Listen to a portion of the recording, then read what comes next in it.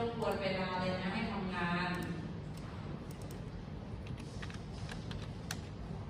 ไม่งั้นคุณจะขึ้นเรื่องใหม่แล้วนะคะเพราะว่าถ้าเธอนั่งเล่นอยู่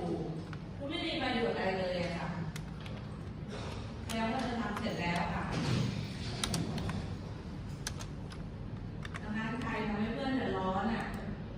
ช่วยกรุณาปรับปรุงตัวด้วยคุณแม่ทำไมล่ะให้นั่งเล่นเกม